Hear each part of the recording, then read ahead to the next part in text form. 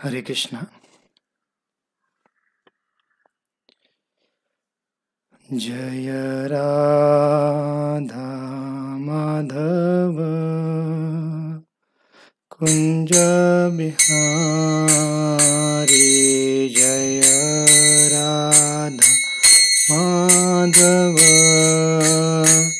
Kunja Bihari Jaya Radha Madhava Kunja Bihari Jaya Radha Madhava Kunja Bihari Jaya Gopi Jana Vallabha Girivaradhari Jaya Gopi Jana Vallabha Girivaradhari Jaya Gopi Jana Vallabha Girivaradhari Jaya Gopi Jana Vallabha Girivaradhari Yashodanandana Vrajajana Ranjana Yashodanandana Vrajajana Ranjana Yashodanandana Vrajajana Ranjana Vrajajana Ranjana Yashodanandana Vrajajana Ranjana Nandana Vrajajana Ranjana Yamuna Tiravana Chari Yamuna Tiravana Chari Yamuna Tiravana Chari Yamuna Tiravana Chari Jaya Radha Madhava Kunja Bihari Jaya Radha Madhava Kunja Bihari Jaya Radha Madhava Kunja Bihari Jaya Radha Madhava Kunja Bihari.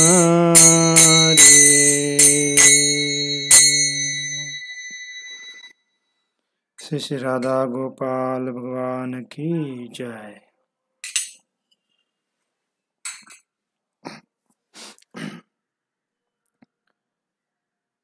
Om Namo Bhagavate Vasudevaya.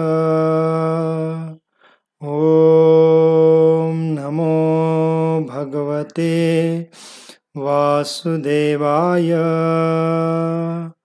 Om Namo Bhagavate Vasudevaya. Namo Vishnupadaya Krishna Prishtaya Bhutale Srimate Bhaktivedanta Swamin iti namine. Namaste Saraswati Deve Gauravani Pracharine Nirvishesha Shunyavadi Paschatya Deshatarine. Jai Shri Krishna Chaitanya Prabhu Nityananda Sri Advaita Gadadhar Srivasadi Gaura Bhaktarunda. Hare Krishna Krishna Krishna Hare Hare Hare Rama Rama Rama Hare Hare.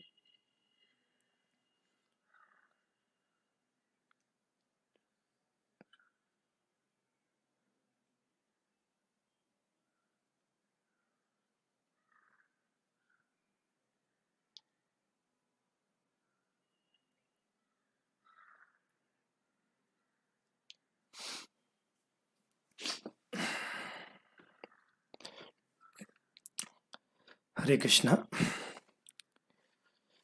तर सर्व भक्तांचं पुन्हा एकदा आजच्या आपल्या भागवतम क्लासमध्ये विशेष स्वागत आहे. तर काल आपण भगवान श्रीकृष्ण आणि रुक्मिणी मातेंचा विवाहाचा प्रसंग चर्चा केला आणि कशा पद्धतीने फार वैभवशाली पद्धतीने किंवा ऐश्वर्यशाली पद्धतीने द्वारकेमध्ये हा विवाह सुद्धा साजरा होतो. द्वारकावासी किती प्रसन्न होते, किती आनंदामध्ये त्या सर्व कार्यक्रमामध्ये सहभागी होते, याच्याबद्दल आपण काल चर्चा केली. मग आता रुक्मिणी माताने भगवंतांचा जो विवाह प्रसंग आहे हा 10व्या स्कंदातील 54व्या अध्यायामध्ये याचं वर्णन आलेलं आहे. मग त्याचा जो पुढचा अध्याय आहे 55 नंबरचा अध्याय, त्याच्यामध्ये मग आता कृष्ण आणि रुक्मिणींचे जे पुत्र आहेत प्रद्युम्न त्यांच्या जन्माचं वर्णन येतं. मग प्रद्युम्न जे आहेत त्यांचा जन्म कसा झाला आणि त्यांच्या जन्माचे काही लीला आहेत त्याचं वर्णन ह्या 55व्या अध्यायामध्ये येतं आणि त्या अध्यायाचं नावच आहे प्रद्युम्नचा जन्म. आता हे प्रद्युम्न कोण आहेत बरं? तर सुखदेव गोस्वामी परीक्षित महाराज सांगत आहेत की हे प्रद्युम्न भगवान श्रीकृष्णांचे जे भगवान श्रीकृष्णांच्या पासून बलरामजी उत्पन्न होतात आणि बलरामजींपासून जे चतुर्व्यूह उत्पन्न होतात त्या चतुर्व्यूहामधले हे प्रद्युम्न आहेत. चतुर्व्यूह म्हणजे काय की बलरामजींपासून वासुदेव, संकर्षण, अनिरुद्ध आणि प्रद्युम्न असे भगवंतांचे 4 विस्तारित रूप प्रकट होतात. मग हे 4ही रूप विष्णू तत्वच आहेत आणि त्यांना आपण चतुर्व्यूह म्हणतो. आपण याच्यावर काही वेळा चर्चा केलेली आहे. आणि त्या चतुर्व्यूहाच्या जे संकर्षण आहेत, पहिले चतुर्व्यूहाचे संकर्षण, त्या संकर्षणापासून आदि नारायण उत्पन्न होतात, जे आदि नारायण वैकुंठामध्ये वास करतात आणि त्या आदि नारायणांपासून दुसरे चतुर्व्यूह उत्पन्न होतात आणि दुसऱ्या चतुर्व्यूहामध्ये पण वासुदेव, संकर्षण, अनिरुद्ध आणि प्रद्युम्न असे 4 विष्णूंचे रूप असतात. त्याला दुसरे चतुर्व्यूह म्हणतात. आणि या दुसऱ्या चतुर्व्यूहाचे जे संकर्षण आहेत त्यांच्यापासून मग महाविष्णू उत्पन्न होतात. महाविष्णू कोण आहेत? ज्यांच्या शरीरातील रोम छिद्रातून सर्व ब्रह्मांड उत्पन्न होत असतात. मग अशा पद्धतीने हे पूर्ण क्रमवारी येते. मग याच्यामध्ये जे चतुर्व्यूह आहेत, पहिले चतुर्व्यूह वासुदेव, संकर्षण, अनिरुद्ध आणि प्रद्युम्न, तर त्यापैकी हे प्रद्युम्न भगवंतांचे म्हणजे भगवंताचे पुत्र म्हणून आलेले आहेत, परंतु ते पण विष्णू तत्वच आहेत असं म्हटलेलं आहे. जसं प्रभू रामचंद्रांच्या लीलेमध्ये जे 4 भाऊ आहेत, प्रभू रामचंद्र, लक्ष्मणजी, शत्रुघ्न आणि भरत महाराज, तर हे 4ही कोण आहेत? हे चतुर्व्यूहाचे अवतार आहेत, मग विष्णू तत्वच आहेत. मग वासुदेव हे प्रभू रामचंद्रांच्या रूपात येतात, संकर्षण हे लक्ष्मणजींच्या रूपात येतात, अनिरुद्ध हे भरत महाराजींच्या रूपात आहेत आणि प्रद्युम्न शत्रुघ्नजींच्या रूपामध्ये आलेले आहेत. मग तसेच कृष्ण लीलेमध्ये पण ते चतुर्व्यूह प्रकट झालेले आहेत. मग आता वृंदावनमधले जे कृष्ण आहेत ते मूळ कृष्ण आहेत. आपण काही वेळा चर्चा केलेली आहे की जे मूळ कृष्ण आहेत ते वृंदावन त्यागून कधीही बाहेर येत नाहीत. वृंदावन परित्यज्य एकम पदम न गच्छती, की जे मूळ कृष्ण आहेत ते वृंदावनला त्यागून कधीही एक पाऊली बाहेर जात नाहीत, ते नेहमी वृंदावनमध्ये असतात. म्हणून आपण सांगितलं की जेव्हा अक्रूरजी कृष्ण बलरामजींना वृंदावनमधून मथुरेला घेऊन येत होते रथामध्ये बसून, तर त्यावेळेला काय होतं की यमुनेमध्ये जेव्हा अक्रूरजी स्नान करण्यास जातात तेव्हा काय होतं की जे मूळ कृष्ण आणि बलराम आहेत ते त्या रथातून उतरून परत वृंदावनला निघून जातात आणि भगवंतांचं जे वासुदेव रूप आहे विस्तारित रूप ते कृष्णाच्या रूपात मग तिथून मथुरेला येतं अक्रूरजींच्या सोबत आणि जे संकर्षण आहे ते बलरामजीच्या रूपात तिथं परत म्हणजे मथुरेला येतात. आणि इथून मग जे मथुरा द्वारकेमध्ये जे कृष्ण आणि बलराम आहेत ते कोण आहेत? वासुदेव रूपातले कृष्ण आहेत आणि संकर्षण जे आहेत ते बलरामजीच्या रूपात आहेत आणि संकर्षण हे बलरामजीचेच विस्तारित रूप आहेत. मग तो मूळ कृष्ण आणि बलराम हे वृंदावनमध्येच वास करतात, पण तो वृंदावनवासींना ते दर्शन देत नाहीत. का? वृंदावनमध्ये ते आहेत पण तो अदृश्य रूपामध्ये आहेत, कारण त्यांना वृंदावनवासींना विरह भावनेचा अनुभव किंवा आनंद प्रदान करायचा होता आणि हे सगळं आपण चर्चा 1-2दा केलेली आहे. आणि त्यामुळे आता द्वारकेमध्ये जे कृष्ण आहेत ते वासुदेव आहेत, वासुदेव कृष्ण आहेत आणि बलराम जे आहेत ते संकर्षण आहेत. आणि आता कृष्णांचा पुत्र जो प्राप्त म्हणजे कृष्णाचा पुत्र म्हणून जे जन्मतो ते कोण आहेत? ते प्रद्युम्न आहेत. म्हणजे चतुर्व्यूहातले जे प्रद्युम्न आहेत ते कृष्णाचा पुत्र म्हणून जन्मतात आणि ते पण विष्णू तत्व आहेत. आणि पुढे जाऊन या प्रद्युम्नाचा जो पुत्र उत्पन्न होतो, म्हणजे प्रद्युम्नाचे पुत्र मग कृष्णाचे कोण झाले? कृष्णाचे नातू झाले. मग कृष्णाचे जे नातू होतात पुढे जाऊन त्यांचा जन्म होतो, तर ते कोण असतात? ते अनिरुद्ध येतात. त्यांचं नाव पण अनिरुद्ध ठेवलेलं आहे आणि कृष्णाच्या पुत्राचं नाव पण प्रद्युम्नच ठेवलं जातं. आणि शाश्वत यांचं नाव काय? प्रद्युम्न आहे आणि प्रद्युम्नाच्या पुत्राचं नाव अनिरुद्ध आहे. मग अशा पद्धतीने आपण कृष्ण लीलेमध्ये पण ह्या चतुर्विवाहांना पाहू शकतो. वासुदेव, संकर्षण, प्रद्युम्न आणि अनिरुद्ध. मग आता इथं सुखदेव गोस्वामी सांगत आहेत परीक्षित महाराजांना की आता कृष्ण आणि रुक्मिणी मातेचा विवाह झाल्यानंतर काही कालावधीनंतर त्यांना पुत्र प्राप्ती होते. आता अजून कृष्णांचा इतर विवाह झालेले नव्हते, अजून एकच विवाह झालेला आहे. कृष्णांच्या पत्न्या किती आहेत? 16,108 पत्नी आहेत.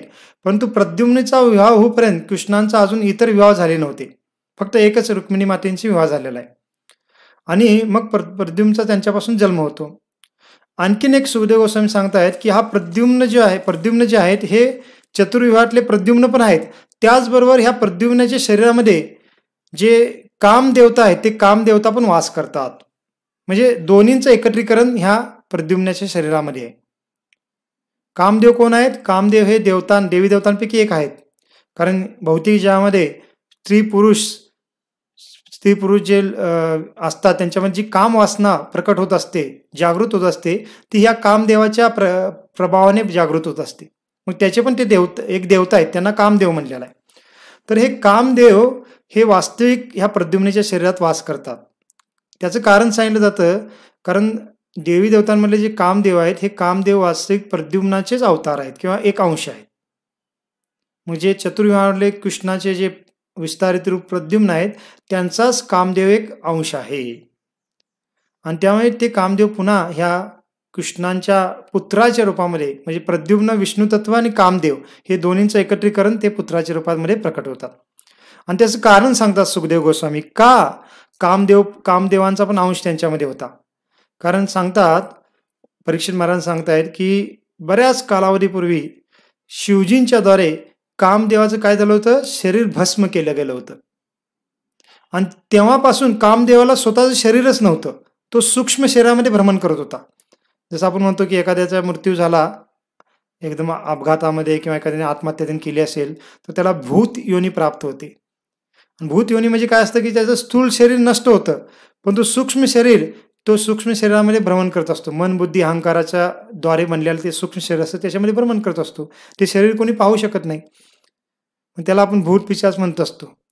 तर ह्या कामदेवाला पण शिवजीने जेव्हा भस्म केलं होतं तेव्हापासून ह्या कामदेवाला स्वतःचं शरीर नव्हतं, फक्त तो आत्मस्तरावर भ्रमण करत होता. आणि आत्ता त्यांना कृष्णाच्या पुत्राच्या रूपात हे शरीर प्राप्त होतं. मग त्याचा प्रसंग थोडक्यात सुखदेव गोस्वामी सांगतात परीक्षित महाराजांना. मग आपल्याला पण थोडा माहीत असेल की प्रसंग काय आहे की जेव्हा शिवजी आणि त्यांच्या पत्नी ज्या पहिला एक पत्नी होत्या, पार्वती माता आत्ता आहेत, पण पार्वती माता पूर्वजन्मामध्ये सती माता होत्या आणि शिवजींच्या त्या पत्नी होत्या. मग शिवजी आणि सती हे दोघे पती पत्नी होते. मग आपल्याला काही भक्तांनी जे भागवतम वाचलेलं आहे त्यांना हा प्रसंग माहीत असेल, कारण भागवतमध्ये हा प्रसंग येतो पुढच्या काही म्हणजे काही एका स्कंदामध्ये. तर तिथं वर्णन आहे की सती माता ज्या होत्या त्या दक्ष जो राजा होता, प्रजापती होते, दक्ष प्रजापती, त्यांची पुत्री होत्या. आणि मग काय होतं की एकदा दक्ष त्यांच्या सभागृहामध्ये, म्हणजे सर्व देवी देवता आले होते आणि शिवजी पण तिथं होते, ब्रह्माजी पण तिथं होते. आणि दक्ष हे प्रजापती असल्यामुळे देवी देवता पण त्यांना फार मान सन्मान देत होते. मग त्या राजमहलामध्ये, त्याच्या सिंहासनाचा जे राजमहल होता तिथं दक्ष प्रजापती जेव्हा प्रवेश करतो तेव्हा काय होतं की सर्व देवी देवता, ऋषीमुनी उठून त्यांच्या आदराप्रित्यात उभे राहतात. परंतु त्यावेळेला तिथं ब्रह्माजी उभे राहत नाहीत आणि शिवजी पण उभे राहत नाहीत. ब्रह्माजी का उभे राहत नाहीत? कारण ब्रह्माजी हे दक्षाचे वडील आहेत, म्हणजे दक्ष प्रजापती हा ब्रह्माजींचा पुत्र आहे. मग पुत्र येत असताना वडिलांनी उभं राहणं काय आवश्यकता नाही, म्हणून ब्रह्माजी बसून राहतात. मग ब्रह्माजींबद्दल त्याला काही वाटत नाही दक्षाला, परंतु शिवजी पण उठत नाहीत. आणि शिवजी कोण असतात? शिवजी दक्षाचे जावई आहेत, म्हणजे दक्षाने आपली पुत्री शिवजींना दिलेली आहे. आणि मग आता म्हणजे वयाच्या मानाने किंवा एखाद्या पदाच्या मानाने दक्ष हा थोडा श्रेष्ठ आहे पदाच्या मानाने, का दक्ष सासरा आहे आणि शिवजी हे जावई आहेत. आणि दक्षाला आपल्या त्या पदाबद्दल किंवा आपल्याला जे प्रजापती पद आहे, देवी देवता आपल्याला मान सन्मान देतात, याच्याबद्दल थोडा अहंकारी होता तो. आणि शिवजी उठून उभे राहिले नाहीत म्हणून तो फार क्रोधित होतो शिवजींवर. आता हा फार मोठा प्रसंग आहे, आपण सर्व सांगणार, थोडक्यात मी सांगेन, कारण त्याच्यामध्ये बराच वेळ जाईल आपल्याला. पुन्हा कधी आपण तो प्रसंग विस्तारितपणे चर्चा करू शकतो. मग काय होतं की शिवजी त्यावेळेला का उठून उभे राहिले नव्हते? कारण शिवजी हे वैष्णवानाम यथा शंभो, वैष्णवांमध्ये सर्वात श्रेष्ठ आहेत. आणि 24 तास ते प्रभू रामचंद्रांचं, भगवान विष्णूचं स्मरण करत असतात. विशेष करून प्रभू रामचंद्रांच्या रूपाचं ते भक्ती करतात आणि मनोमन ते त्यांचं ध्यान करत असतात. आणि त्यावेळेला ते भगवंतांचं ध्यान करत बसले होते आणि त्यामुळे त्यांना दक्ष प्रजापती आलेले आहेत ही त्यांना जाणीव पण झाली नाही.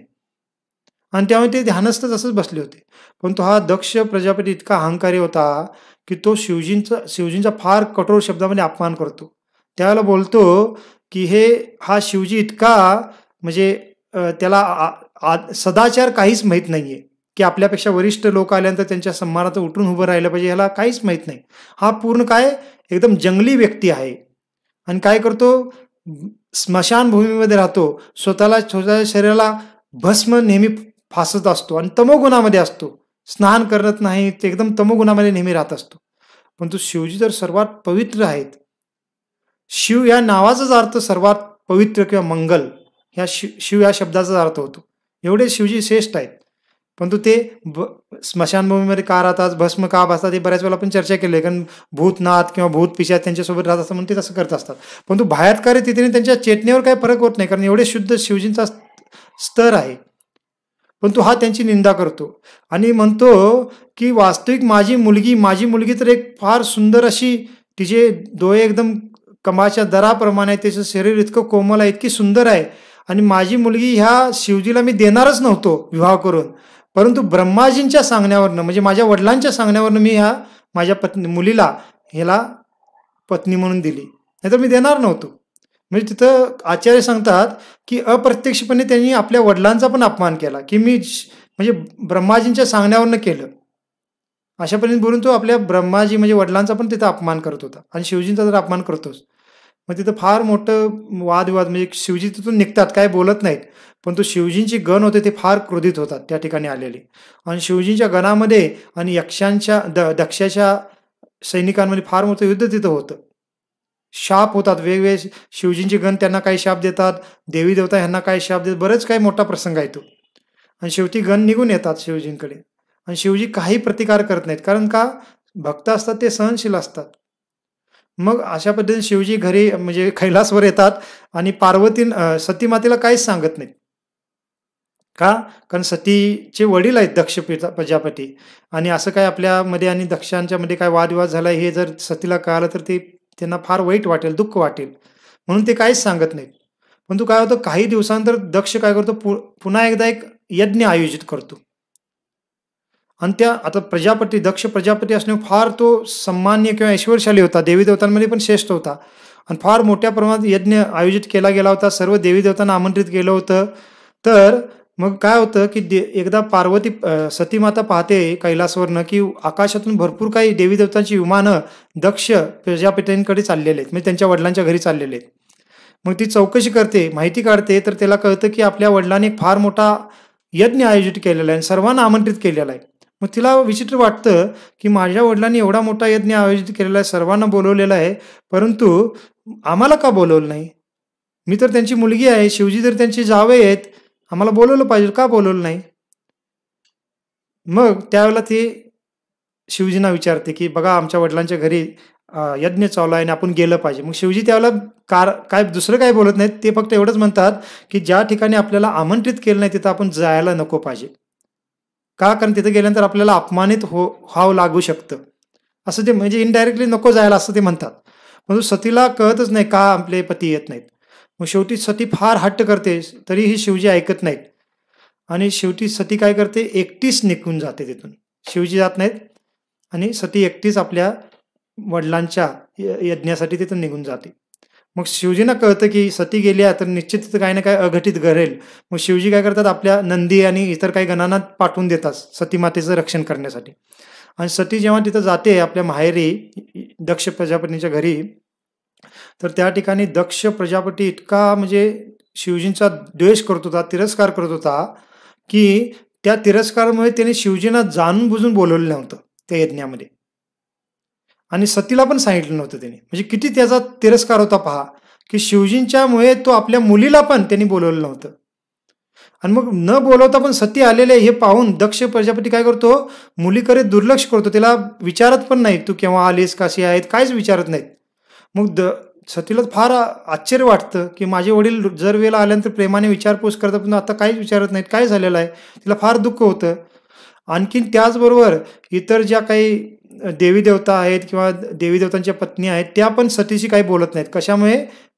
दक्षाच्या भयामुळे. जर सतीबरोबर आपण काही बोललो, विचारपूस केली, तर दक्ष आपल्यावर पण क्रोधित होईल म्हणून. आणि सतीला फार एकदम असं तिरस्कृत केल्यासारखं वाटतं तिथं. परंतु सतीची जी आई होती, बहिणी आहेत सतींच्या बहिणी पण होत्या, त्या पण तिथं आल्या होत्या. मग त्या थोडं बोलतात त्यांच्याशी. कारण किती झालं तर आई आहे म्हणून ती आई बोलते. परंतु सती पाहते, की त्या यज्ञामध्ये सर्व काही म्हणजे सर्व देवी देवतांना आसन ठेवलेलं आहे. सर्व देवी देवतांच्या प्रती त्या यज्ञामध्ये आहुती दिली जात आहे. परंतु शिवजी एवढे श्रेष्ठ आहेत, माझे पती, परंतु शिवजींसाठी तिथं आसन किंवा स्थान ठेवलेलंच नाहीये. शिवजींना काही आहुतीच दिली जात नाहीये. मग तिला थोडं जाणीव होते, की काहीतरी म्हणजे माझे वडिलांकडून म्हणजे फार मोठा अपराध होत आहे शिवजींच्या प्रती. आणि शिवजींची एवढी मोठी हवेल नाही तर केली जात आहे. मग सती मातेला त्या ठिकाणी फार म्हणजे वाईट वाटतं, दुःख होतं. आणि शेवटी ती काय करते, एकदम क्रोधित होऊन त्या यज्ञ सभागृहामध्येच जोरात बोलू लागते आणि म्हणते, की पहा, माझे जे पती आहेत शिवजी, त्या शिव शब्दाचा अर्थ काय? मंगल किंवा पवित्र. ते सर्वात दिव्य पवित्र आहेत. परंतु त्यांना ह्या यज्ञामध्ये न बोलवता त्यांचा फार मोठा अपमान केला गेलेला आहे. त्यांना या यज्ञामध्ये आहुती न देता त्यांचा तिरस्कार केला जात आहे. आणि मग ते वडिलांना पण रागवतात त्या ठिकाणी आणि म्हणतात, ज्या ठिकाणी माझ्या पतीची अवहेलना होते आहे, त्या ठिकाणी मला इथे थोडेही राहण्याची इच्छा नाहीये. आणि हे जे शरीर आहे माझं, सती म्हणते, की माझं शरीर दक्ष प्रजापतींच्या द्वारे उत्पन्न झालेलं आहे. आणि त्यामुळे मला या शरीराला पण आता धारण करायचं नाही. का? कारण मी आत्ता जर परत शिवजींकडे गेले, तर मला ते कोणत्या नावाने उच्चारण करतात? दाक्षायणी म्हणून मला संबोधतात. मग सतीला ते दाक्षायणी पण म्हणत होते शिवजी बऱ्याच वेळेला. दाक्षायणी म्हणजे दक्षची मुलगी. मग सती विचार करते, की शिवजींनी मला पुन्हा दाक्षायणी म्हणलं, तर मला पुन्हा मी दक्षाची पुत्री आहे, असं मला ते एक प्रकारे हिणवून बोलल्यासारखं होईल. मला ते सहन होणार नाही किंवा ह्या शरीराला मला धारण करायचं नाही, जे शरीर मला दक्षाद्वारे मिळालेलं आहे. का? कारण दक्ष काय करत आहेत? माझ्या पतीची अपमान करत आहेत. आणि म्हणून सती माता काय करते, त्या यज्ञाच्या म्हणजे तिथंच जवळ बसून, त्या सभागृहामध्ये बसून, त्याला पूर्ण अपवित्र करण्यासाठी तिथंच बसून ध्यानस्थ बसल्याने आपल्या शरीरामध्येच योग साधनेने अग्नी उत्पन्न करते. म्हणजे शरीरामध्ये जे 5 तत्व आहेत आपल्या, पृथ्वी, जल, अग्नी, वायू, आकाश, त्याच्यापैकी अग्नी तत्वाला जागृत करून स्वतःचं शरीर तिथंच भस्म करते, म्हणजे देह त्यागते. आणि हे जेव्हा तिथं होतं, मग सतीचं रक्षण करण्यासाठी बरेच गण तिथं गेले होते, शिवजींनी पाठवले होते. मग ते फार क्रोधित होतात आणि त्या ठिकाणी लगेच त्या यज्ञाला ते उद्ध्वस्त करू लागतात, नासाडी करू लागतात. परंतु दक्षाचे सैनिक पण फार शक्तिशाली होते. मग काय होतं, ते शिवजींच्या गणाला हरवून, म्हणजे त्यांना मारून, त्यांना फार हे करून तिथून पळवून लावतात. मग हे गण काय करतात, धावत पळत येऊन शिवजींना सांगतात किंवा शिवजींना पहिलाच कळतं, की सतीने ध्येय त्यागलेला आहे. आणि त्यावेळेला शिवजी इतके क्रोधित होतात, कारण शिवजींचं एक नाव आहे आशिषतोष. आशिषतोष म्हणजे काय, की ते लवकर प्रसन्न होतात आणि लवकर क्रोधित पण होतात. आणि शिवजी क्रोधित होऊन काय करतात, लगेच आपल्या जटामधले एक केस उपटतात आणि खाली आपटतात. आणि त्या केसाच्या मधनं काय उत्पन्न होतो, एक फार भयंकर ब्रह्म राक्षस उत्पन्न होतो. त्याचं नाव होतं वीरभद्र. आणि शिवजी म्हणतात त्या वीरभद्राला, की हे वीरभद्र, त्या दक्षाच्या यज्ञामध्ये जा आणि त्या दक्षाला दंडित करून त्याचा यज्ञ पूर्ण उद्ध्वस्त करून टाक. सुरुवातीला स्वतःचा अपमान झाला तेव्हा शिवजींनी काही प्रतिक्रिया केली नव्हती. न बोलता शांतपणे ते निघून आले होते, पहिला जेव्हा त्यांचा अपमान झाला तेव्हा. परंतु आता सतीचा ध्येय त्याग झाला, सतीला अपमानित केलं म्हणून ते फार क्रोधित झाले. आणि तो जो वीरभद्र आहे, तो फार एकदम भागवतामध्ये एवढं वर्णन केलेलं आहे, की जेव्हा ते वीरभद्र आणि त्यांचे गण त्या दक्षाच्या यज्ञाकडे जाऊ लागतात, तर पूर्ण सृष्टी काळवकून जाते, अंधारते. एवढं भयानक ते शिवजींची गण होते. आणि वीरभद्र तर एवढा शक्तिशाली होता. आणि आकाशातून नुसता एवढा भीषण आवाज येतो आणि त्या वीरभद्राच्या शरीरातून अग्नी उत्पन्न होत होती. आणि तो वीरभद्र जातो आणि त्या ठिकाणी सर्व यज्ञ नष्ट करतो. फार मोठं वर्णन आहे. शेवटी त्या यज्ञ कुंडामध्ये ज्या पशुची आहुती दिली जाणार होती त्या ठिकाणीच तो वीरभद्र काय करतो, दक्ष्याचंच जे शिर आहे तो धडा वेगळा करतो आणि त्या यज्ञकुंडामध्ये अर्पण करतो. आणि त्या यज्ञकुंडामध्ये त्याच्या शिराचं आहुती दिली जाते. अशा पद्धतीने तिथं प्रसंग घडतो. मग देवी देवता फार भयभीत होतात. मग पुढे प्रसंग आहे की देवी देवता शिवजींकडे येऊन त्यांना माफी मागतात, त्यांना शांत करतात आणि त्यांची स्तुती करतात. मग शिवजी लगेच प्रसन्न पण होतात आणि शांत पण होतात. आणि त्यावेळेला शिवजी काय करतात, मग दक्ष प्रजापती आहे तो यज्ञ पूर्ण झाला पाहिजे, मग त्याला जिवंत करतात पुन्हा देवतांच्या विनंतीद्वारे. परंतु आता त्याचं शरीर तर नष्ट झालं होतं यज्ञकुंडामध्ये, मग त्याला बकरीचं शरीर बसवलं जातं असं सांगितलेलं आहे दक्षाला. मग हा प्रसंग पूर्ण तिथं दिलेला आहे. मग हा प्रसंग आपण का सांगितला, थोडं जादाच वेळ झाला या प्रसंग सांगण्यामध्ये, पण तो सांगण्याचा उद्देश काय की आपल्याला थोडा कळून तर आलं की त्या प्रसंगामध्ये सती मातेने आपला ध्येय त्यागला होता. मग शिवजी हा पूर्ण प्रसंग झाल्यानंतर त्या दक्षाला पण बकऱ्याचं शरीर बसवून देवी देवतांना पण आशीर्वाद देऊन परत पाठवल्यानंतर सर्व काही व्यवस्थित झाल्यानंतर शिवजी फार एकदम म्हणजे दुःखी होतात. का, कारण त्यांची प्रिय पत्नी आता म्हणजे तिने ध्येय त्यागलेला आहे. मग ते दुःखामध्ये शिवजी काय करतात, ध्यानस्थ बसतात. मग प्रभू रामचंद्रांचं ध्यान करत ते बसतात, समाधीस्थ होतात. आणि त्यांची समाधी बराच कालावधीसाठी चालते, म्हणजे कितीतरी युग ती समाधीस्थ राहतात शिवजी. एवढं त्यांना दुःख झालं होतं आणि भगवंताच्या स्मरणामध्ये. मग ह्याच कालावधीमध्ये काय होतं, एक तारकासूर नावाचा असुर उत्पन्न होतो किंवा तारकासूर नावाचा एक असुर येतो. आणि ह्याला माहित होतं की शिवजींची पत्नीचा ध्येयत्याग झालेला आहे आणि शिवजी समाधीस्थ बसलेले आहेत. आणि त्यामुळे हा काय करतो, ब्रह्माजींची तपस्या करतो. आणि ब्रह्माजी जेव्हा प्रसन्न होतात तर त्या प्रसन्नतेनंतर वरदान म्हणून तो काय मागतो की मला असं वरदान द्या की शिवजींच्या जो पुत्र आहे त्याच्याद्वारेच माझा मृत्यू व्हावा, इतर कोणाच्याद्वारे मृत्यू होऊ नये, असं तो वरदान मागतो.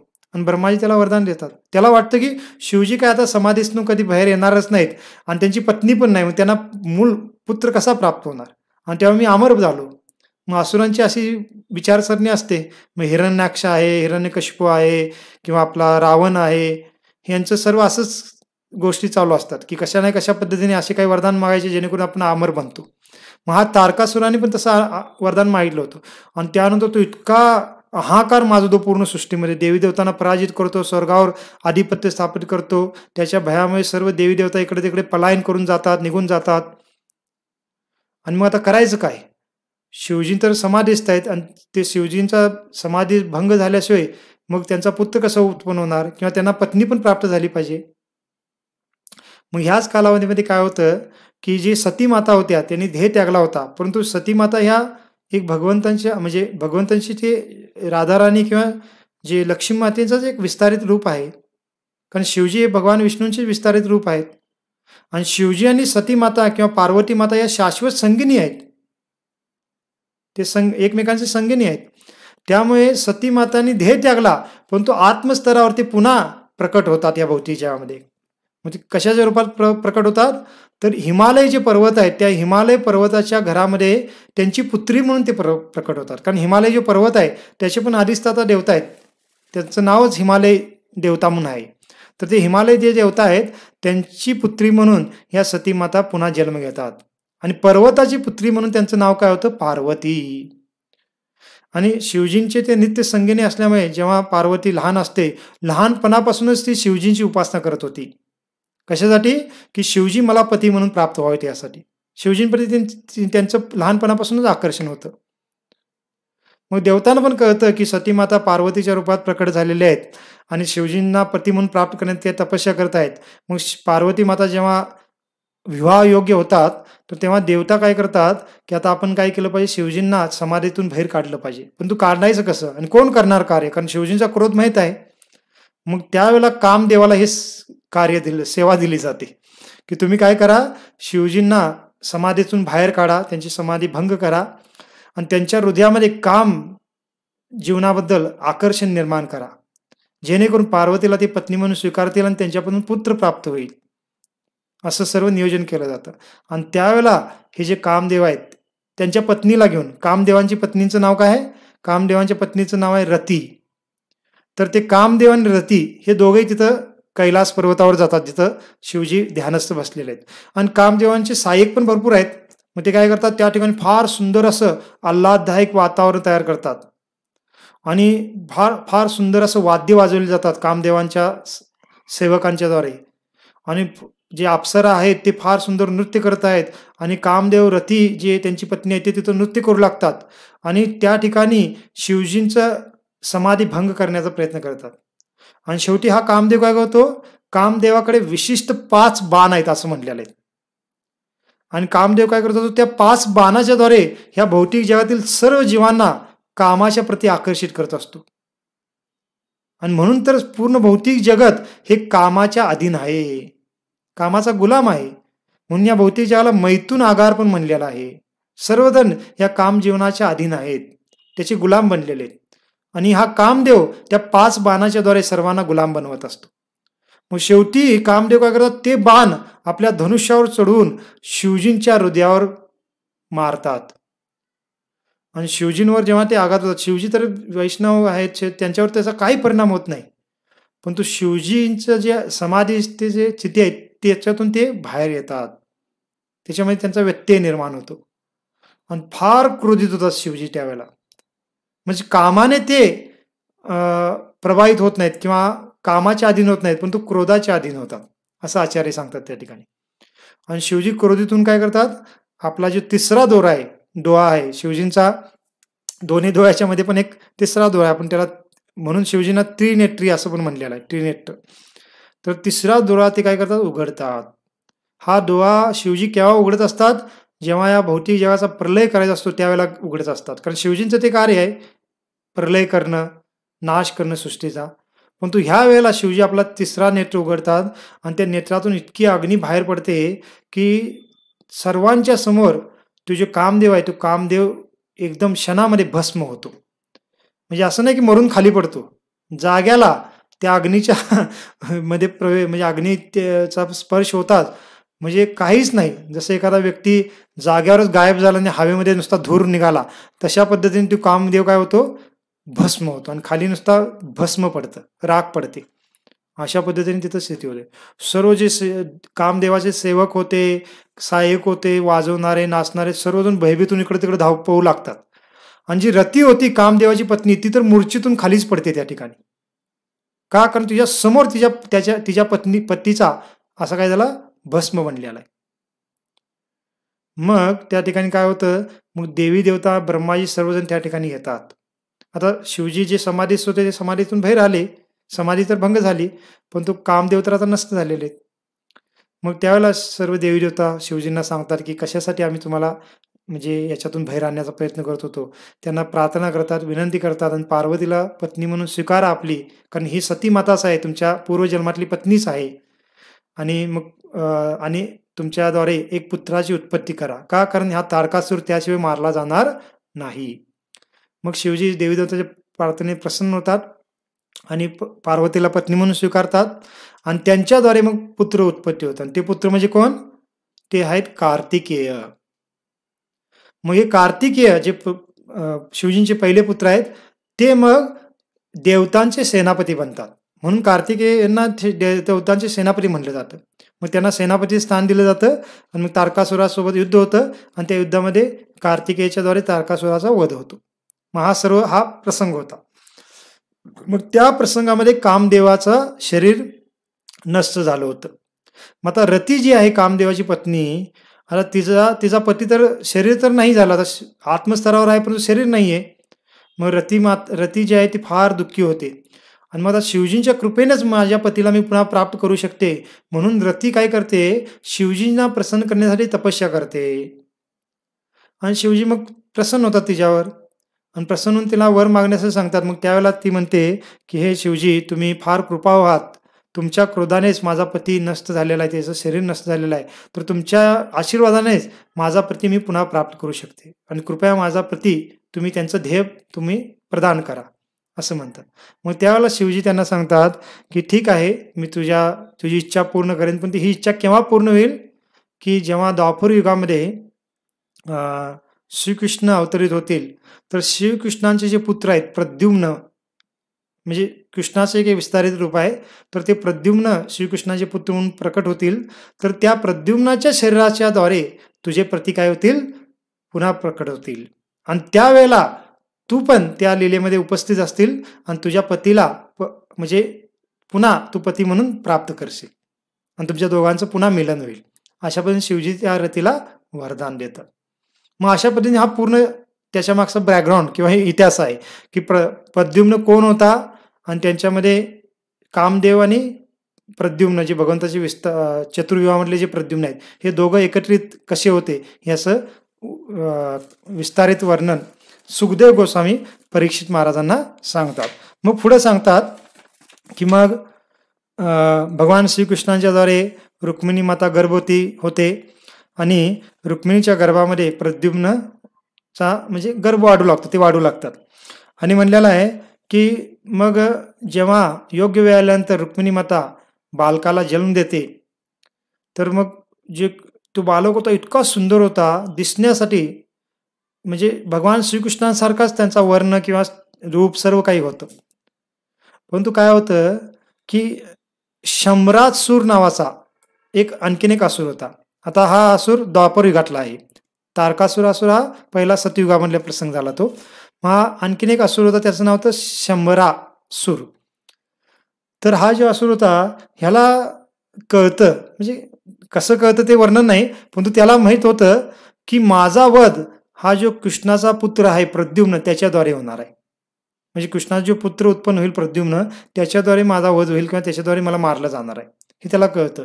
आणि त्यामुळे हा शंभरासूर काय करतो, की रुक्मिणी मातेच्याद्वारे जे काही प्रद्युम्नाचा जन्म झाला होता, तर जादा दिवस नाहीत, फक्त 10 दिवस झाले होते प्रद्युम्नाचा जन्म होऊन, आणि अजून ते प्रसूतीगृहामध्येच होत्या रुक्मिणी माता किंवा ते छोटे बालक. तर त्या ठिकाणावरनच रात्री सर्व झोपलेले असताना, रुक्मिणी माता पण झोपलेली असताना, हा शंभरासूर काय करतो, त्याला तो फार मायावी होता, मायावी शक्तीचा वापर करून अदृश्य होऊन तिथे येतो आणि प्रद्युम्नाचं हरण करतो त्या ठिकाणी. आणि प्रद्युम्न किती दिवसाचे होते त्या दिवशी, त्यावेळेला फक्त 10 दिवसांचे होते. आणि सकाळी उठल्यानंतर जेव्हा पाहतात, रुक्मिणी माता बाकी दासी आहेत सर्व पाहतात, तर बालक नाहीये आणि फार हाहाकार माजतो. सर्व काही रुक्मिणी माता फार रुदन करू लागते. देवकी माता आहेत किंवा बाकीच्या ज्या आहेत फार दुःख व्यक्त करा, रुदन करू लागतात आणि भरपूर काही शोधाशोध केली जाते, परंतु कुठेच बालक सापडत नाही आणि कोणालाच कळत नाही काय झालेलं आहे. कृष्णांना सर्व माहित आहे, परंतु कृष्ण लीला घडायची असते, त्यामुळे कृष्ण बऱ्याच वेळेला जे माहिती असते किंवा ज्ञान असतं ते उघड करत नसतात. मग कृष्ण पण त्या ठिकाणी एखाद्या सामान्य पित्याप्रमाणे दुःख व्यक्त करतात आपल्या पत्नीच्या सोबत. जसं एखादा सामान्य व्यक्ती, त्याचा मुलगा लहानपणीच जन्मजन्म गायब झाला किंवा त्याला काय झालं, तर आई तर फारच दुःख व्यक्त करते, पिता पण दुःख व्यक्त करतात, तसं कृष्ण पण दुःख व्यक्त करतात. कृष्णाला सर्व माहीतच आहे. मग काय झालेलं असतं, की या शंभरासुराने त्या प्रद्युम्नाला घेऊन हरण करून तो काय करतो, त्या छोट्याच्या बालकाला समुद्राच्या पाण्यामध्ये फेकून देतो, कारण तसा हत्या होऊन जाईल आणि मला मग मारणारा जिवंत राहणार नाही आणि मी अमर बनेन, याची पण धारणा हीच होती की मी अमर बनणार. आणि तो काय करतो, 10 दिवसाच्या प्रद्युम्नला समुद्राच्या जलामध्ये टाकून देतो. पण तो काय होतं, समुद्रामध्ये एका फार मोठ्या माशाच्याद्वारे त्या बालकाला गिळंकृत केलं जातं. पण तो बालक साधारण नाही, भगवंताचा अंश आहे, प्रद्युम्न विष्णू तत्व आहे, त्यामुळे त्या माशाच्या शरीरात जाऊन पण, पोटात जाऊन पण तो बालक मरत नाही. आणि मग काय होतं, काही दिवसानंतर त्या माशाला काही मासेमारी करणारे, मासे पकडणारे जे असतात कोळी, त्या कोळ्यांच्याद्वारे पकडलं जातं त्या माशाला, मोठ्या माशाला. आणि पकडून मग ते मासेमारी करणारे जे मासे विकत असतात इतरांना, तर ते मासेमारी करणारे लोक काय करतात, तो मासा, पकडलेला मासा ह्या शंभरासुराचे जे काही आचार्य होते, आचार्य म्हणजे स्वयंपाकी, त्या शंभरासूर जो राजा, हा असुरांचा राजा होता, तर ह्याच्या महलामध्ये जे शंभरासुराला जे स्वयंपाक बनवणारे त्याचे जे स्वयंपाकी होते, त्याचं जे स्वयंपाकघर होतं, तर त्या स्वयंपाकीलाच ही मासेमारी करणारे लोक काय करतात, त्या माशाला विकतात. आणि मग हे स्वयंपाकी जेव्हा त्या माशाला घेऊन येतात आणि मग शंभरासुरासाठी जे काही भोजन बनवत होते, त्या भोजन बनवण्यासाठी त्या माशाला जेव्हा कापतात, तर त्यांना फार आश्चर्याचा धक्का बसतो. तो म्हणजे काय, की त्याच्या पोटामध्ये एक जिवंत बालक आहे. छोटासा बालक आहे आणि तो जिवंत आहे, मेलेला नाहीये आणि फार तेजस्वी त्याचं रूप आहे. ते आश्चर्यचकित होतात. मग काय होतं, की ते जे स्वयंपाकी होते शंभरासुराचे, त्या स्वयंपाकीमध्येच एक तरुण मुलगी होती आणि त्या मुलीचं नाव होतं मायावती. आणि मायावती कोण होती? ही मायावती दुसरी तिसरी कोणी नसून ही रती देवीच होती, जी कामदेवाची पूर्वजन्मातली पत्नी. मग ती रती देवीच या कृष्ण लीलेमध्ये त्या मायावतीच्या रूपामध्ये आली होती आणि ती स्वयंपाकीन बनली होती शंभरासुराची. त्याच्यामागे पण इतिहास आहे दुसरा, का ती स्वयंपाकीन कशी बनली ते काय आपण सांगणार नाही आता. परंतु ती त्या शंभरासुराच्या स्वयंपाकघरामध्ये एक स्वयंपाकीन म्हणून कार्य करत होती. मग हे स्वयंपाकी लोक काय करतात, की छोटासा बालक आहे, आता हा जिवंत आहे, इतका सुंदर आहे, मग याचं पालन पोषण कोण करणार? मग ते काय करतात, त्या मायावतीला ते बालक देतात, की तू काय कर, एक मुलगी आहेस किंवा स्त्री आहेत, स्त्रियांना मुलांचं पालन पोषण करायला म्हणजे त्याचं ज्ञान असतं, तर तू काय कर, या बालकाला पालन पोषण कर, असं सांगितलं जातं. आणि ती मायावती पण बालकाला पाहून फार आकर्षित, इतका सुंदर बालक आहे आणि त्यांना पण कळत नाही कसा बालक या या उदरामध्ये आला माशाच्या. मग त्यावेळेला तिथं काय होतं, नारद मुनी प्रकट होतात. मग त्या स्वयंपाकींच्या घरासमोर बाकीचे स्वयंपाकी असतात त्यांच्यासमोर नाही, परंतु जेव्हा मायावती त्या बालकाला घेऊन एकांतामध्ये होती त्या ठिकाणी नारद मुनी येतात आणि नारद मुनी त्या मायावतीला पूर्ण इतिहास सांगतात. त्यांना सांगतात, की वास्तविक तू पूर्वजन्मातली रती आहेस, कामदेवाची पत्नी, आणि हा बालक स्वयं कामदेव आहे आणि कृष्णाचा हा पुत्र आहे. आणि सर्व काही इतिहास सांगतात, की शंभरासुराने त्याचं कसं अपहरण केलं होतं, समुद्रामध्ये टाकलेलं होतं, त्या माशाने गिळा आणि अशा पद्धतीने हा बालक तुझ्यापर्यंत पोहोचलेला आहे. कारण हे सर्व भगवंताचं नियोजन आहे. आणि तू काय कर, फार प्रेमाने ह्या बालकाला वाढव आणि मोठे झाल्यानं हाच बालक तुझा पती म्हणून तुला प्राप्त होईल, असं नारद मुनी त्यांना सांगतात. मग ती जी माया होते ती काय करते, फार प्रेमाने त्या बालकाचं संगोपन करू लागते आणि काही कालावधीमध्येच हा बालक फार जलद गतीने मोठा होतो. त्याला म्हणजे तारुण्य प्राप्त होतं. जसं आपल्याला ऐकलं, सुखदेव गोस्वामी जसं जन्मल्या त्यांचं 16 वर्षाचे शरीर बनतं, तसं मग हे जे प्रद्युम्न आहेत, म्हणजे लगेच 16 वर्षाचे बनत आहेत, परंतु त्यांना जादा कालावधी लागत नाही त्या 16 वर्षाच्या शरीरासारखं शरीर प्राप्त करण्यासाठी. काही कालावधीमध्येच, काही वर्षामध्येच त्यांचं शरीर एकदम प्रौढ म्हणजे तरुण मुलग्याप्रमाणे शरीर त्यांना म्हणजे प्राप्त होतं. मग काय होतं, की मग अशा पद्धतीने जेव्हा प्रद्युम्न काही कालावधीमध्ये एकदम प्रौढ म्हणजे असं तरुण बनतात, तर त्यांची शरीरवृष्टी पाहून, त्यांचं शरीराचं सौंदर्य पाहून त्या ठिकाणी असणाऱ्या ज्या स्त्रिया फार त्यांच्याकडे आकर्षित होत होत्या आणि मायावती पण स्वाभाविक त्यांच्याकडे आकर्षित होते, कारण ती त्यांची नित्य पत्नी आहे. मग ह्या प्रद्युम्नला आश्चर्य वाटतं, की मायावती माझ्याकडे का आकर्षित होत आहे? मग त्यावेळेला मायावती त्यांना सांगतात प्रद्युम्नला, की वास्तविक तुम्ही पूर्वजन्मातले कामदेवता आहात आणि मी तुमची पत्नी रती आहे. आणि सर्व काही प्रसंग सांगते ते नारद मुनींनी सांगितल्याप्रमाणे, की तुम्ही कृष्ण आणि रुक्मिणीचे पुत्र आहात आणि तुम्ही 10 दिवसाचे असताना शंभरासुराने तुमचं हरण केलं होतं.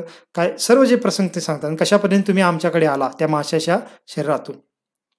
आणि वास्तविक तुमचा जन्म ह्या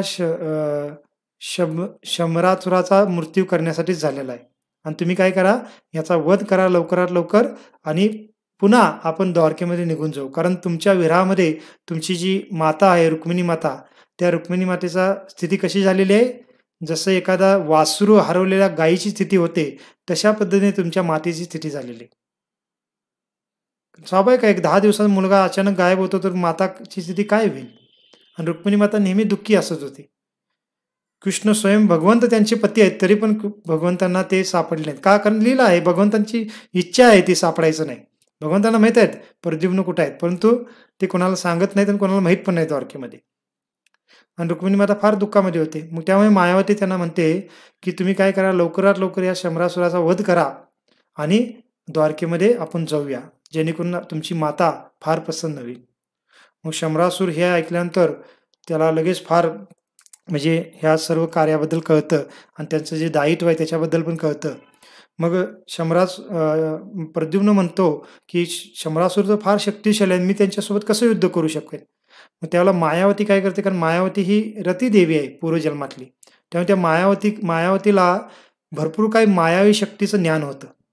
मग ती मायावती काय करते, प्रद्युम्नला काय करते, त्या मायावी शक्तीचं ज्ञान देते. आणि त्यामुळे मग प्रद्युम्न फार शक्तिशाली बनतात. आणि मग प्रद्युम्न काय करतात, त्या शंभरासुराला, कारण हा त्या स्वयंपाकघरामध्येच मायावतींच्या सोबत ते राहत होते स्वयंपाकघरातलं काम करत. त्यामुळे शंभरासुराला काहीच माहीत नव्हतं की हा पुत्र जो प्रद्युम्न आहे हा माशाच्या शरीरातून तिथं आलेला आहे, आणि तो जो प्रद्युम्न आहे तो आपल्याच महलामध्ये वाढवला जात आहे, त्याला काहीच माहीत नाही. परंतु आता प्रद्युम्न एकदम तरुण झालेले आहेत आणि चांगले शक्तिशाली झाले आहेत. त्यावेळेला प्रद्युम्न काय करतो, त्या शंभरासुराच्या महलामध्ये जाऊन जोराने त्या शंभरासुराला आव्हान करू लागतो की मी तुला युद्धास आव्हान करतो आणि तू माझ्यासोबत युद्ध कर. आणि हे आव्हान ऐकल्याने शंभरासुर फार क्रोधित होतो की हा कोण आहे मुलगा आणि मला आव्हान करता, याची एवढी हिंमत, एवढी शक्ती याच्यामध्ये कुठून आली. आणि तो फार क्रोधाने बाहेर येतो आणि पाहतो तर छोटासा मुलगा आहे, छोटा म्हणजे तरुण मुलगा. आणि मग त्यांचं युद्ध सुरू होतं. मग युद्धाचं पण वर्णन आहे. आणि शेवटी मग काय होतं की प्रद्युम्न काय करतात, म्हणजे आपल्या वेगवेगळ्या अस्त्राच्या द्वारे युद्ध झाल्यानंतर शेवटी त्या शंभरासुराचा शिरच्छेद करतात, त्याचा वध करतात. आणि मग त्यांचं जे काही कार्य होतं ते पूर्ण झाल्यानंतर मग मायावतीला, त्यांच्या पत्नीला घेऊन मग प्रद्युम्न काय करतात, आकाश मार्गातून द्वारकेला येतात. कारण मायावतीला ती मायावी शक्ती येत होती. मग दोघेही आकाश मार्गातून कुठे येतात, द्वारकेमध्ये येतात. आणि द्वारकेमध्ये कुठे येतात, डायरेक्ट ते रुक्मिणी मातेच्या महलामध्ये येतात. आता काय झालं होतं की प्रद्युम्नचं हरण झाल्यापासून आता प्रद्युम्न मोठा झालेला आहे, तरुण मुलगा झालेला आहे. तर आता काही वर्ष निघून गेले होते आणि ह्या वर्षांमध्ये आता भगवंतांचे 16,000 जे 108 जे विवाह आहेत ते सर्व झाले होते. काही जण म्हणतात 16,108 जे विवाह सर्व झाले होते, काही जण म्हणतात की नाही, जे 8 विवाह होते पहिले ते झाले होते, अजून 16,100 जे विवाह शेवटचे होते ते झाले नव्हते. म्हणजे जे काय असेल, म्हणजे पुढचे काही विवाह भगवंताचे अजून झाले होते. मग आता जेव्हा प्रद्युम्न रुक्मिणी मातेच्या महलामध्ये येतो तर त्यावेळेला काय होतं की रुक्मिणी माता तिथं होत्या महलामध्ये आणि भगवंताच्या इतर काही पत्नी पण तिथं होत्या, रुक्मिणींच्या सोबत तिथं होत्या, काही सेवा करत असतील. आणि इतर दासी बऱ्याच काही स्त्रिया तिथं त्यांचं कार्य सेवा चालू होती. आणि त्याच वेळेला अचानक आकाशातून हे प्रद्युम्न आणि रती जी मायावती आहे त्या दोघं तिथं प्रकट होतात किंवा तिथं उपस्थित होतात. आणि मग तिथं ते आल्या बाकीच्या स्त्रिया आहेत किंवा कृष्णांच्या ज्या इतर पत्नी आहेत, दासी पण आहेत, त्या सर्व त्या प्रद्युम्नाकडे पाहू लागतात. आणि प्रद्युम्न दिसायला हुबेहूब कृष्णासारखे दिसतात आणि त्यांना वाटतं की कृष्णच आलेले आहेत. आणि कृष्ण आलेले आहेत असं विचार करून सर्वजण एकदम लज्जित होतात. कारण जे पत्नी आहेत ते अचानक आपल्या पतीला पाहिल्यानंतर थोडं लज्जित होतात, लाजतात. तशा पद्धतीने ज्या कृष्णाच्या इतर ज्या पत्नी होत्या, जणू काही कृष्ण झाले आहेत म्हणून ते लाजतात लगेच, अचानक आले म्हणून. काही जण आपला पदर घेऊ लागतात, काही जण इकडे तिकडे जाऊ लागतात. ज्या दासी आहेत त्या पण लाजून इकडे तिकडे होऊ लागतात. परंतु थोड्या वेळानंतर त्यांनी निरखून पाहिल्यानंतर त्यांना कळतं की हे कृष्णासारखं दिसत आहे, पण ते कृष्ण नाही आहेत. मग असं विचार करून आश्चर्याने ते जवळ येतात प्रद्युम्नाच्या आणि ती मायावतींच्या. आणि ते आश्चर्य करू लागतात की हा कोण पुरुष आहे, तरुण पुरुष आहे, इतका सुंदर आहे, सर्व काही कृष्णासारखं त्याचे अवयव आहे, दिसायला कृष्णासारखा आहे. आणि ह्या तरुण मुलग्याबरोबर ही तरुण स्त्री कोण आहे, आणि ही स्त्री तर त्याच्या पत्नीप्रमाणे दिसत आहे, आणि हे दोघे कोण आहेत, असं ते आश्चर्याने विचार करत असतात. तेवढ्यात रुक्मिणी माता जेव्हा प्रद्युम्नला पाहते तर रुक्मिणीच्या हृदयामध्ये वात्सल्य प्रेम जागृत होतं. इतर ज्या पत्न्या होत्या कृष्णाच्या त्यांच्या हृदयामध्ये लज्जा भाव निर्माण होतो, जणू काही कृष्णच आहेत म्हणून. पण तो रुक्मिणीच्या हृदयामध्ये एकदम वात्सल्य भाव निर्माण होतो. तिला कळत नाही की अचानक मी ह्या मुलाला पाहून माझ्या हृदयामध्ये वात्सल्य भाव का निर्माण होत आहे. आणि तिच्या हृदयामध्ये लगेच विचार येतो की माझा मुलगाही आज जिवंत असता, माझ्यासोबत असता, तर तोही असाच दिसला असता उभे उभे. अशा पद्धतीने ते विचार करू लागतात. आणि पुढे पहा मग काय म्हणलेलं आहे,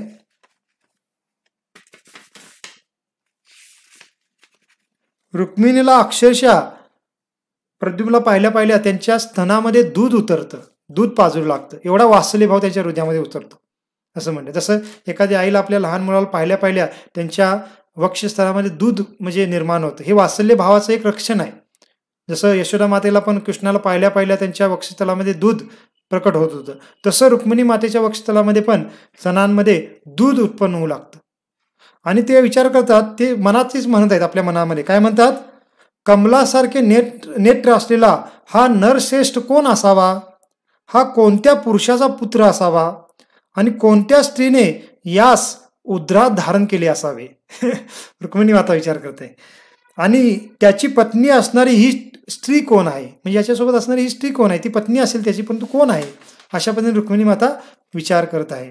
आणि पुढे तीच विचार करते की माझा जर मुलगा जिवंत असता तो नक्कीच तो एवढ्या वयाचा असता, एवढ्या अशा पद्धतीने तो दिसला असता, असं ते विचार करत आहेत. आणि म्हणतात की आणि विचार करत आहेत की शरीराच्या लक्षणाने याचे अवयव आहेत, याचं बघणं आहे, गालातल्या गालात हसणं आहे, हे सर्व हुबेहूब कृष्णाप्रमाणे आहे. आणि हा कोण बरं आहे? अशा पद्धतीने रुक्मिणी माता विचार करत असते. आणि तेवढ्यात रुक्मिणी मातेचं काय होतात की डावं जे बाहू आहे, डावं अंग आहे, ते थोडं स्फुरण होऊ लागतं. तर आपण पाहिलेलं आहे, हे डावं अंग पुरण होणं किंवा हलणं, मग हात आहे, पाय आहे, डोळे आहेत, हे शुभ लक्षण मानलं जातं. स्त्रियांचं म्हणलेलं आहे. पुरुषांचं जर असलं तर ते अशुभ लक्षण मानतात. मग हे शुभ लक्षण, अशुभ लक्षण म्हणलं हे विज्ञान आहे, ते आपल्याला आपण काही तेवढे जाणून घेण्याचा प्रयत्न करायची आवश्यकता नाही. मग मग अशा पद्धतीने रुक्मिणीला फार शुभ लक्षण दिसू लागतात. तेवढ्यात तिथं कोण येतं? कृष्ण, देवकी आणि वसुदेव त्या महलामध्ये प्रवेश करतात.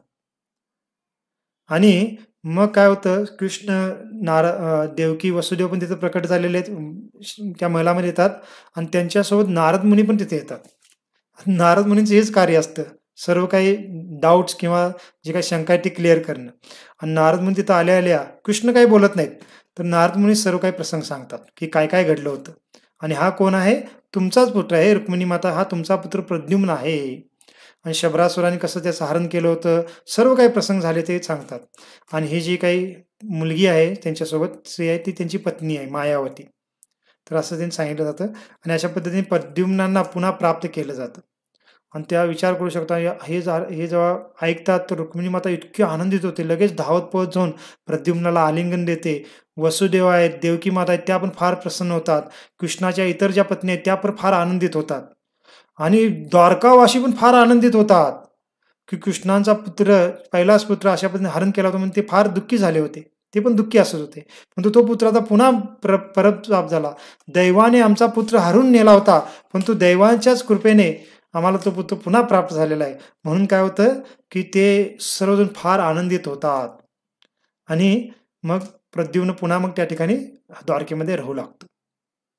मग अशा पद्धतीने 1-2 मिनिटं मी जादा घेतलं, 1 मिनिट घेतो कारण हा प्रसंग पूर्ण होईल आपला. आणि अशा पद्धतीने प्रद्युम्न, मायावती त्यांची जी पत्नी आहे ती तिथे राहू लागतात.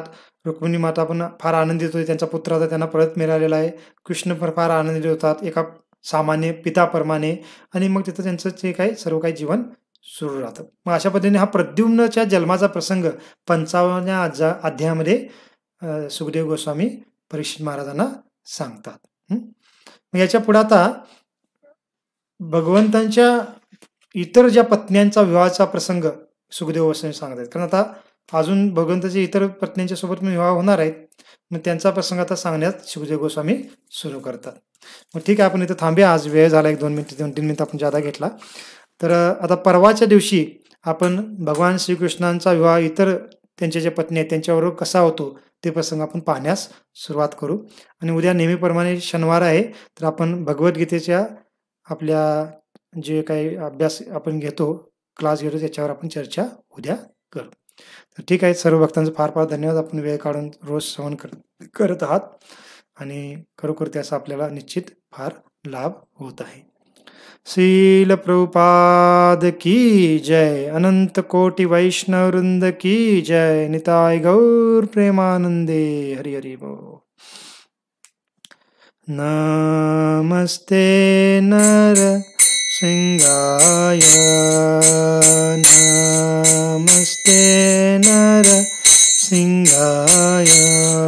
प्रल्हाद लाद दाहिने, प्रल्हाद लाद दाहिने. हिरण्यकशिपुर्वक्षः,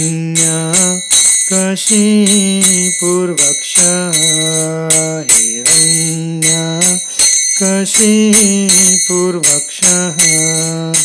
शीलटङ्कनकालये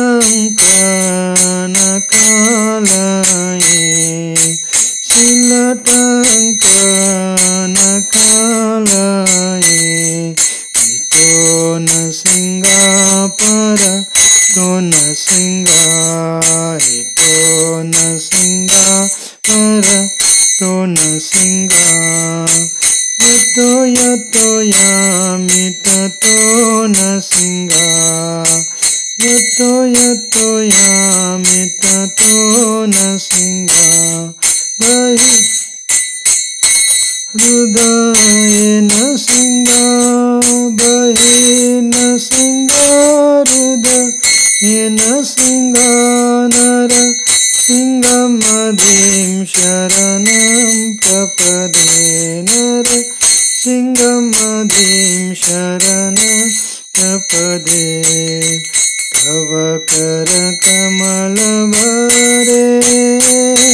नागा अद्भुत सिंहा दलित हिरण्यकशिपु तनुभृंगा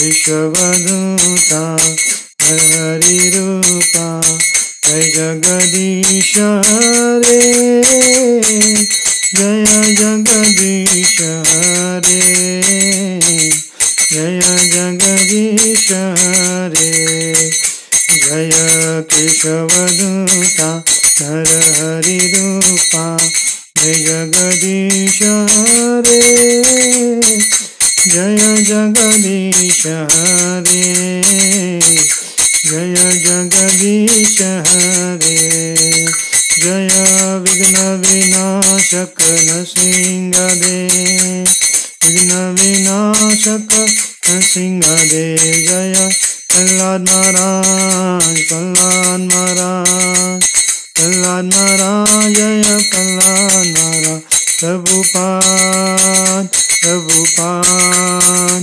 प्रभुपाद प्रभुपाद जय जय प्रभुपाद प्रभुपाद प्रभुपाद नित्य गौर गो हरि बोल हरि बोल हरि बोल नित्य गौर हरि बोल हरि बोल हरि बोल हरि बोल।